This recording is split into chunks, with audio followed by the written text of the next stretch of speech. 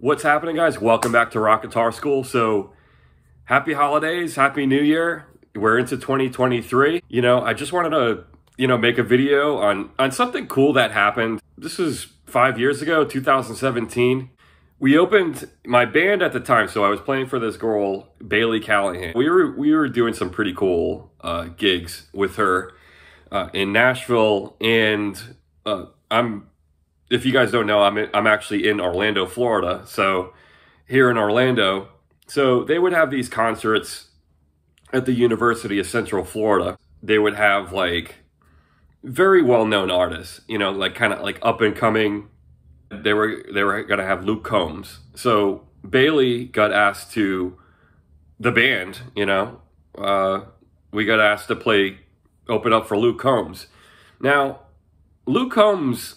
5 years ago, Luke Combs wasn't the Luke Combs that he is now. Now, it was like literally like right up on the cusp of him becoming just like a huge superstar. It was, I remember listening to his album and I was pretty blown away. He had the single called Hurricane. I knew it was going to be like really cool to open up for him because I've been listening to his album. So, we get there.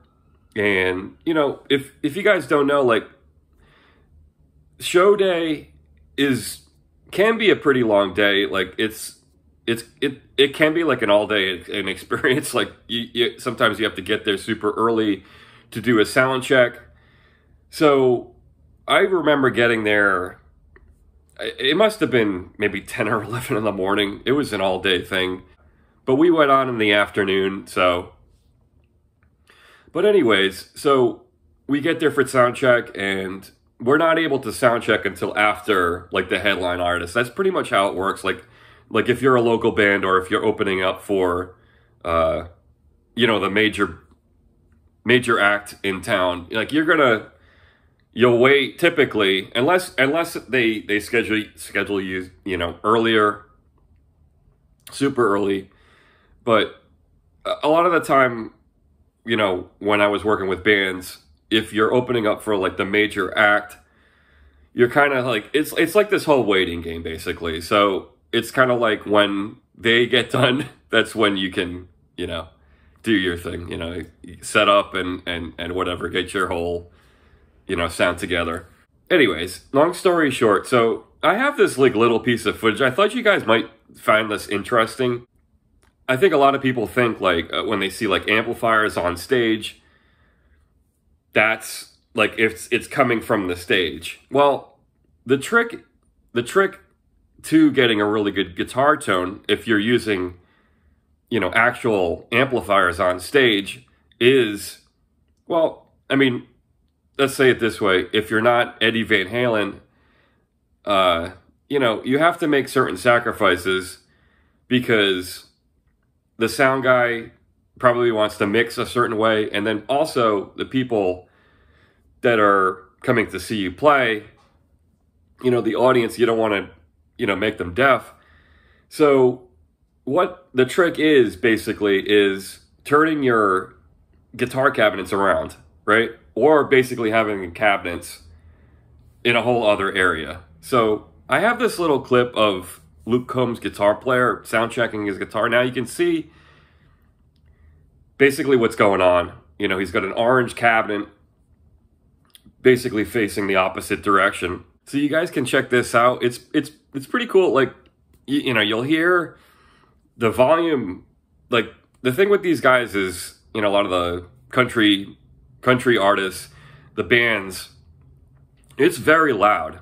But the thing about it is it's not coming loud from the stage to the audience. Like, it may be loud through the PA because of the sound guy, but you have to maintain a minimal volume on stage. A lot of the time, like, that's the thing, like, these guys are using in-ears. It doesn't even matter what it sounds like on stage. They may be using the front, monitors on the floor, but majority of the time they're using in-ears. So they, talking about the guitar players here, they're cranking up the amps and basically facing the cabinets in another direction, or just having the amps maybe just completely off the stage. You know, first off, the tone is just phenomenal. You guys can check it out. Here you go.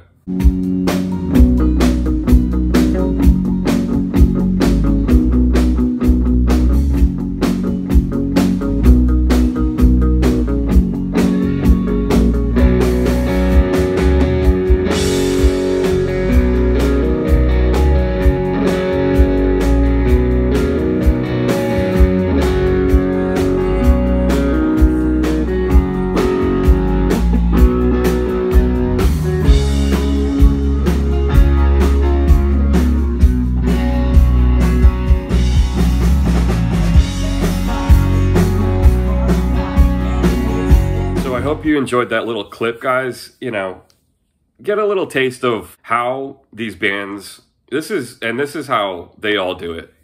The goal is to have as minimal volume on stage as possible, because you don't want to mess with the sound guy. You definitely don't want to do that. And you don't want to, you know, just annihilate your audience, you know, with all guitar, you know, especially if you're playing with an artist. And, you know, that's the thing. You learn very quickly that you could have, you know, the greatest guitar tone in the world, but it really doesn't matter, because it's a team situation. Like, you're in a band, everything has to sound correct. Like, not, you don't want just over the volume on the guitar just to be obscene. Even though us as guitar players, we love that. But, you know, you want everything to be evened out, you know, and on a stage, everything should be sounding just, you know, like give the sound guy his space and let him do his job, because he's an artist as well, you know, and he's, you know, dialing in every little keyboard, background vocal, rhythm guitar, lead guitar, you know. So it's all going to sound equal, and then he's going to be able to raise the volumes, you know. So say, you know, you want to play a guitar solo, then he's bumping you up just a tad, rather than having blazing guitar the whole time. It actually sounds like a mix. I thought you guys would find this interesting. You know, I just wanted to come on and show you this really cool clip. Hope you guys enjoyed it, and have a great new year, and rock on, guys. Take care.